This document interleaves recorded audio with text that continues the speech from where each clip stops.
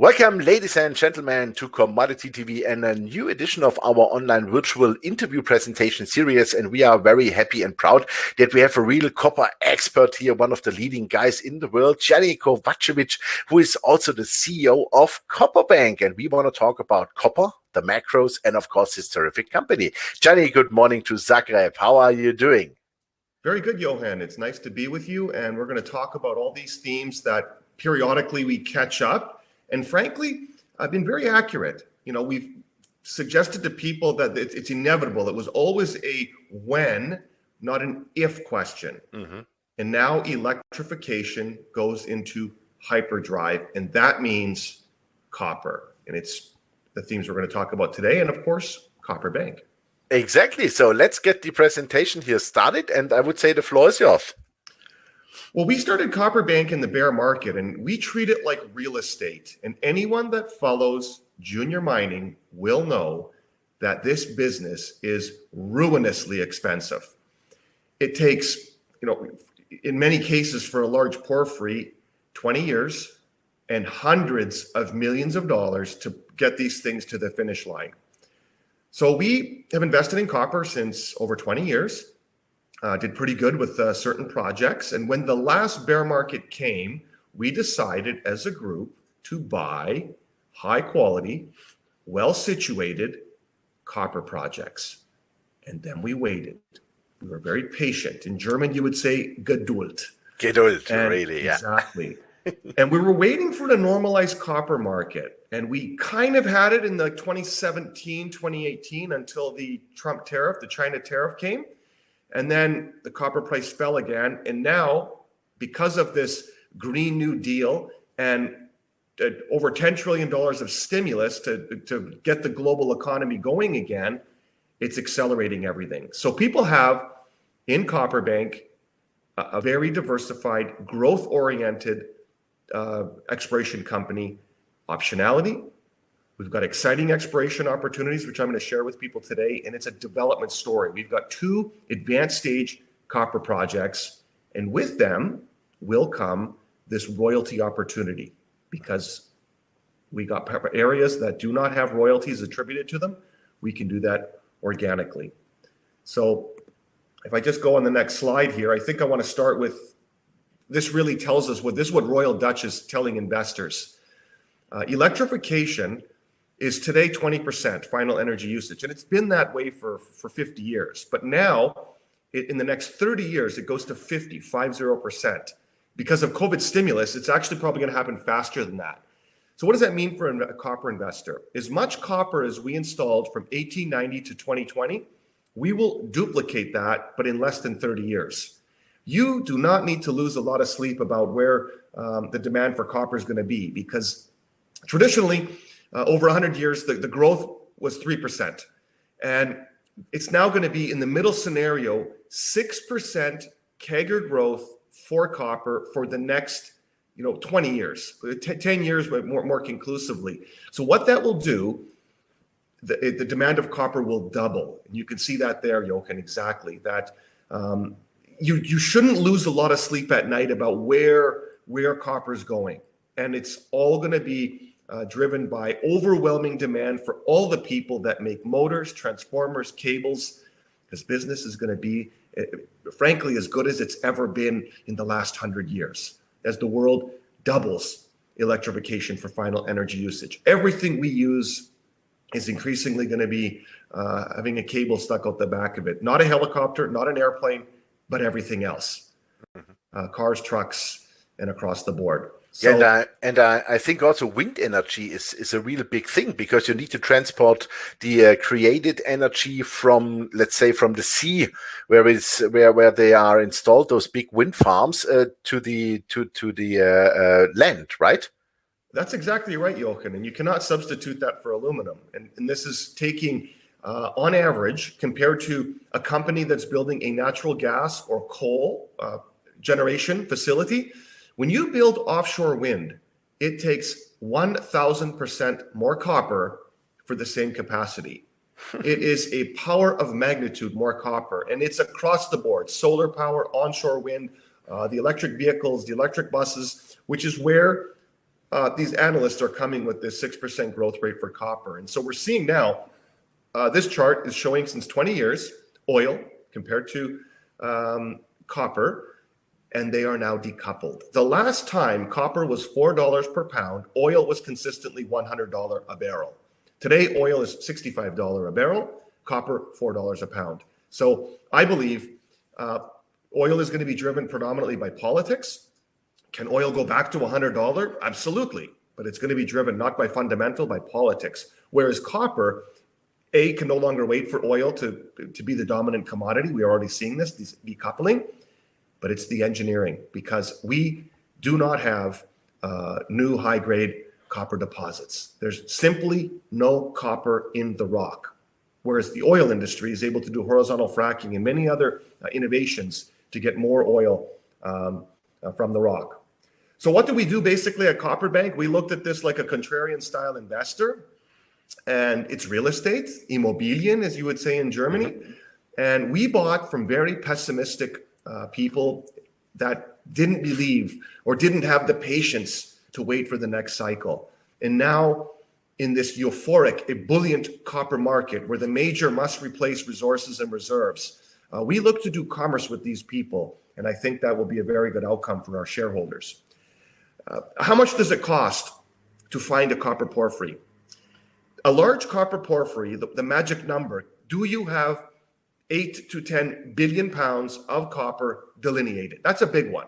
So we spent a fortune. The company's looking for copper. We did not find a lot of world-class discoveries, Jochen, and including a lot of misses. A lot of money was spent in the last cycle. You and I have been friends since before that last cycle, and remember what it was like. Money being raised, a lot of drill program. Two things. We didn't find a lot of high-grade things, but more importantly, we know now, after looking at all the data, it costs 4 cents a pound to delineate a measured and indicated copper pound. So for a major company to go and find something, it's going to cost them, to find this 10 billion pounds copper porphyry, it's going to cost on average $400 million, right? That's just the facts. And we can look at any series of projects you want.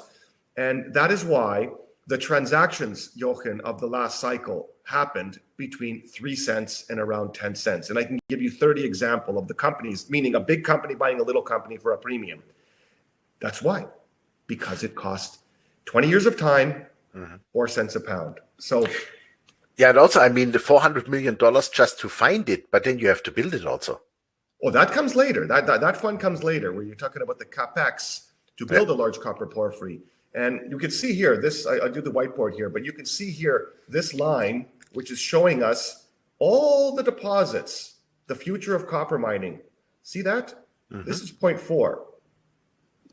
So it's lower than 0.4% copper concentration. This is basically the entirety of the industry, which tells you the copper price is going to have to be stronger for longer, where a ton of this rock, even at today's copper price, is only worth $25, Jochen.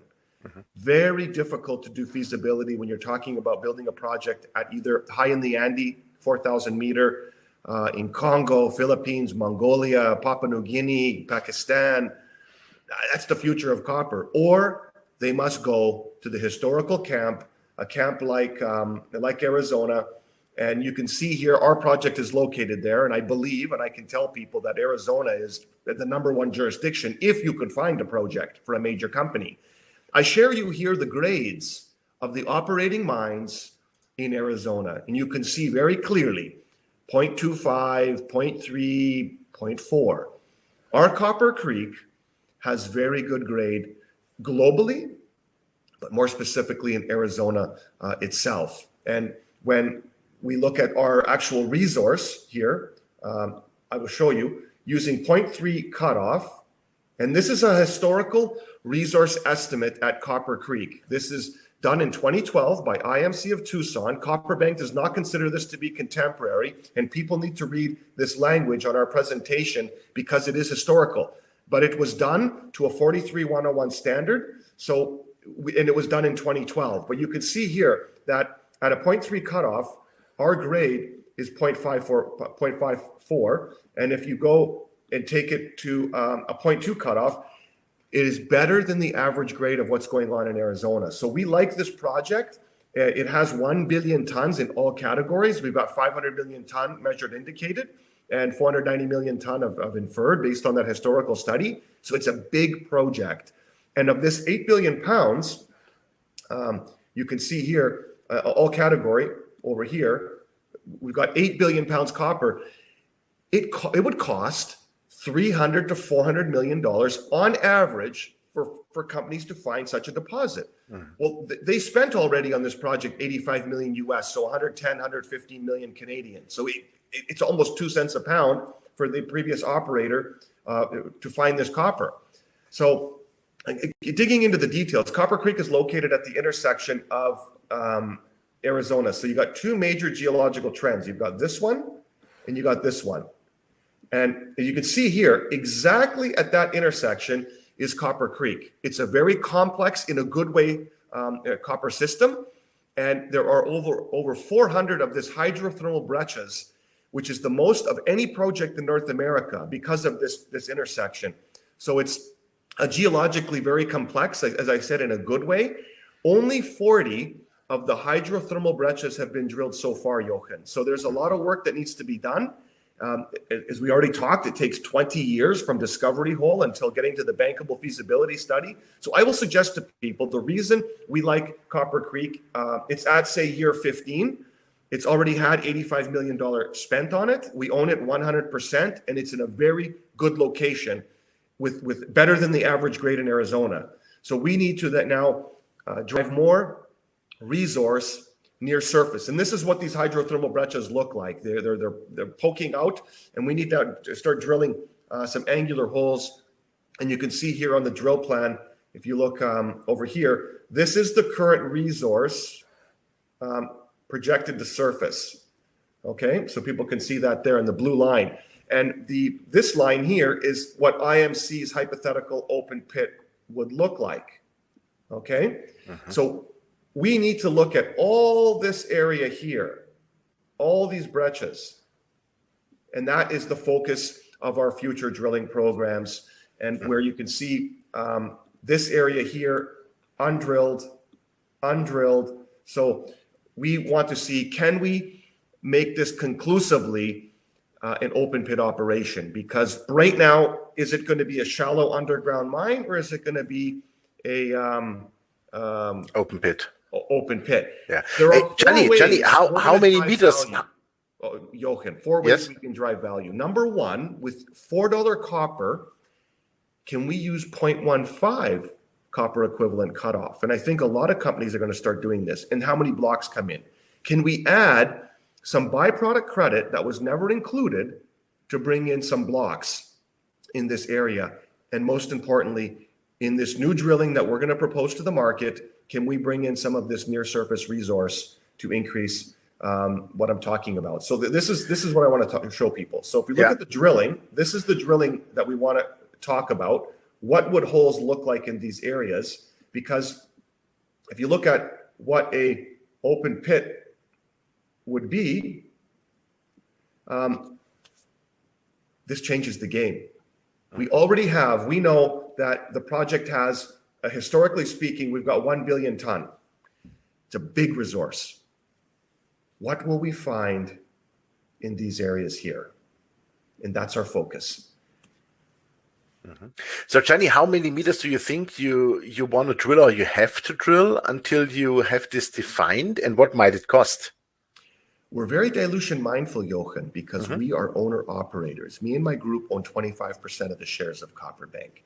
Every dollar we spend has to be highly accretive. I answer your question in multiple phases. First of all, we need to do a multiple phase drilling program, which is we're going to be proposing this as per my past press releases. We're looking at all the data, what will be the best areas, to start with a multiple phase program, which we can control with dilution, and that will segue with success into eventually an updated resource study, which will incorporate some drilling that was done after the 2012 resource that's not included already in this that 2012 historical resource, the new drilling, a lower cutoff for sensitivity, adding some byproduct credit, and then how much tonnage do we have?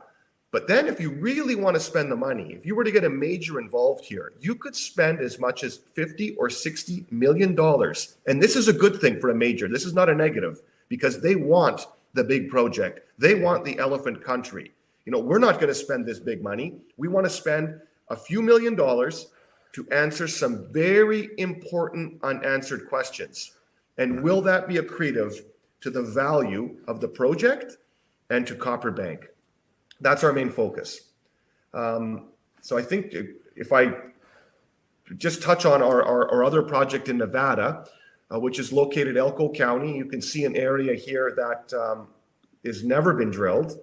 That's over here. And we have a pre-feasibility study completed in 2013. And it would take $40 million to duplicate the work done on this project. We own it 100%. And you can see this area that's never been drilled. So where we want to focus is here. And you can see the numbers. Look at this grades. So that area there, why did they never drill it, the previous operator? They did not own the land until late 2011. In 2012, they did the field studies, and that's where you get 1 to 12% copper outcropping at surface. Never been drilled. Market was already very bare for 2 years. We acquired the project in 2014. And remember, from that pre-feasibility study, which is here, it is only 1.5 kilometers. So anything that we find there, Jochen, is immediately attributable to the 2013 pre-feasibility study, or could be the starter pit there, or could be additional mine supply. This is a very exciting exploration play, because this is potentially a game changer for this project, which is considered to be lower grade, but well situated. And we think that this is a very interesting either M&A or joint venture opportunity for someone out there, and we're working hard at that. So there's Copperbank in a nutshell. You've got the 2 advanced stage projects, both which come with exploration opportunity, and then we have the organic royalty company. And if people have been following Nova Royalty, what they're paying for 0.5% or 1%, we think that this is a company that does not require a lot of cash. We could merge with someone else. We could spin it off to be its own stock listed company, and it would start with some percentage royalty at each of Contact and Copper Creek. I'm highlighting this because all I'm trying to say is it's worth more than zero. And right now it's a little sleeper asset in Copperbank, but certainly we're not going to sell these projects without that ability.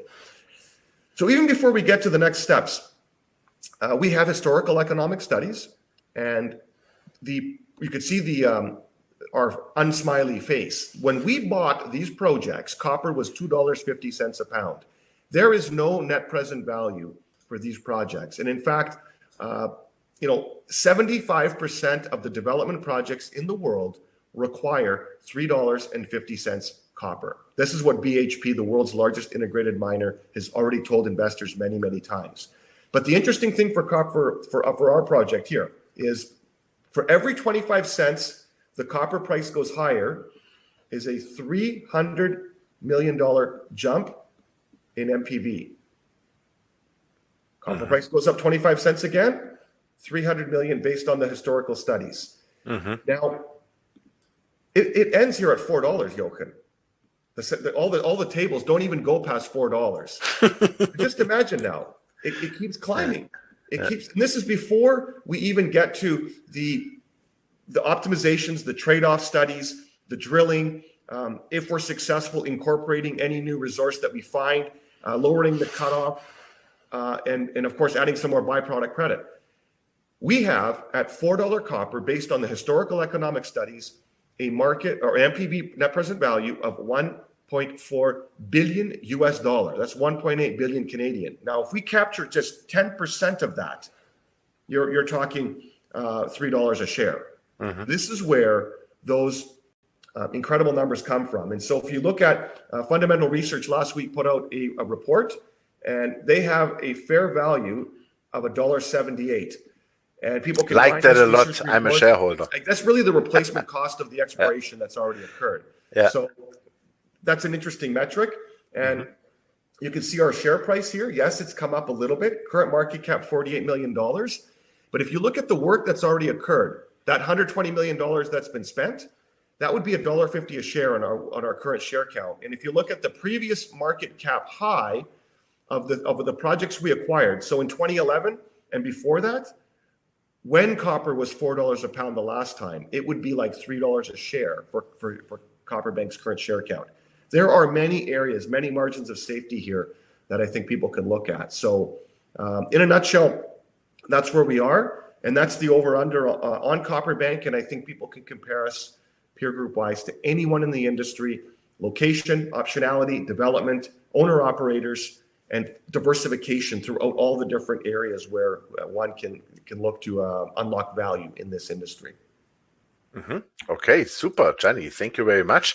So the question for me is then, what would be, let's say, the next immediate steps for this year, and how long do you want to still develop those projects before, let's say, a big guy steps in, or you're gonna sell the whole company? I could imagine you at $3 per share, you might be open for business.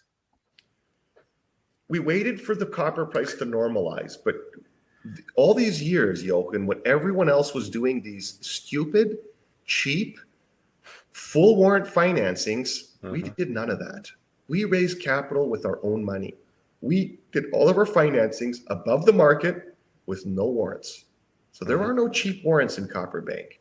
Also, when we did these financings, it was predominantly done with the group. So we weren't having to do the gerbil wheel where you do all the brokers and then they sell it and keep the warrant. We don't have any of that. We also bought our stock. We bought millions and millions of shares on the open market. Why? Because it's cheap. I like exposure to copper. I have, since last year, Jochen, I have 4 10-baggers in my portfolio. So I was a buyer of shares. That's what I do.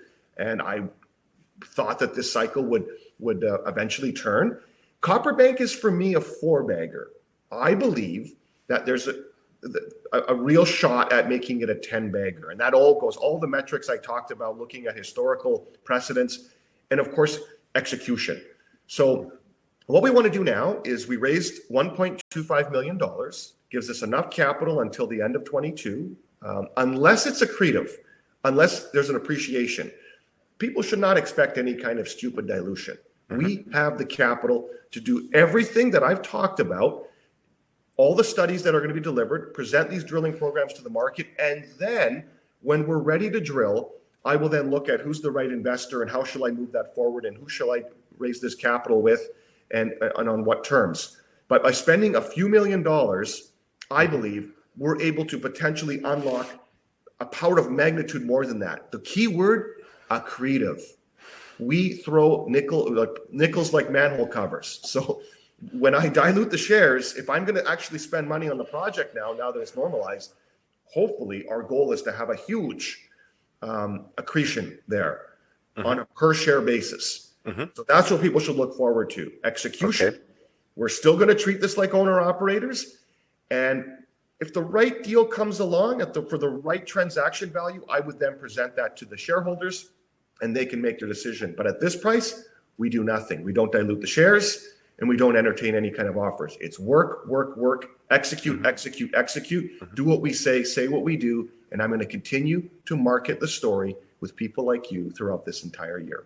It's go time for Copperbank. Super. Yeah, that's right. I really like it. That's why I bought into the stock also, just for disclosure reasons. What I'm also interested in is, how can I say that? Where do you, let's say you have 25% of the company, you said, you and your group. So correct. Who else is in? Do you have any bigger shareholders? Do you have already any funds? That's going to start now. No, we don't have any funds. Frank Holmes and I are the 2 largest shareholders. So US Global out of San Antonio, Texas is in, and we're the 2 largest shareholders. There are no institutions in Copperbank. The fundamental research piece came out last week. We have another group interested in initiating research coming soon. Why? Because they have institutional clients that want exposure to copper, and they came to me. They had discussions, they talked with my technical team. They are interested in initiating on Copperbank, and they're always dangling, would you do a financing under the right terms? Let's see, like I just said, we're owner operators and it has to be accretive. But they want to come into stories like this, and the projects speak for themselves. You can go down the list. I know the list. I know where the projects are located. Philippines, Papua New Guinea, Mongolia, parts of Africa, Australia, Chile, Peru, Ecuador, Colombia, Mexico, British Columbia, Quebec, Ontario, but Arizona is #1 and #2 is Nevada, and many people agree with me. And that's why I believe we are going to be able to attract a lot of institutional attention, because as yet they are not in the story. Super. That was a great final sentence, Gianni. Thank you very much. It looks really interesting, your company. Also, thanks for your explanations on the copper markets and the macros. I think this is really important. I mean, we both saw copper coming, and if you remember, my target is 475 for copper by now, but my longer term target, meaning in, let's say, 2-3 years, I see it easily at $6 per pound. So, I mean, would be really good for Copperbank, right? Technically speaking, Elliott Wave has it at 750. And then the Greta scenario, if Greta gets what she wants, you're going to see CAGR growth rate of copper at 15%, and you will see $10 a pound, because then we're going to have to start mining 0.1 and 0.15 deposits. Of course, that's not going to happen. If it does, not a negative, but it's going to get real interesting, because it's an undersupplied market, and business is going to be better than it's ever been for all the people that actually use the copper. Absolutely. Thanks. It was a great final sentence. Gianni, all the best to you. And yeah, please keep us updated. And I have a good feeling that we talk quite soon here. And yeah, wish you all the best, and please keep on delivering. Very simple. Thank you. Thank you. Yeah, ladies and gentlemen, that was Gianni Kovacevic, a CEO of Copperbank. And yeah, you heard it. The company has done extremely well. Stock was really soaring the last months, especially 2020. And I think Gianni predicted it a long time before copper even started. And I cannot more agree with him than what he said. Copper is really on the move, and definitely we will see $5 to $6 copper quite soon here, meaning within the next probably 2 years, maybe even faster. Depends a little bit on the development in the world here, but the world goes greener. The e-mobility is full on track, and this needs a lot of copper in addition. The market is in a deficit. We need more mines, and the mines are nowhere. So check out the company. Copperbank is really hot, and I like the share structure, and I like that they hate dilution. They have no cheap warrants, no options out. This is fantastic for a future, much higher share price in Copperbank. Thanks for watching us, and bye-bye from Switzerland.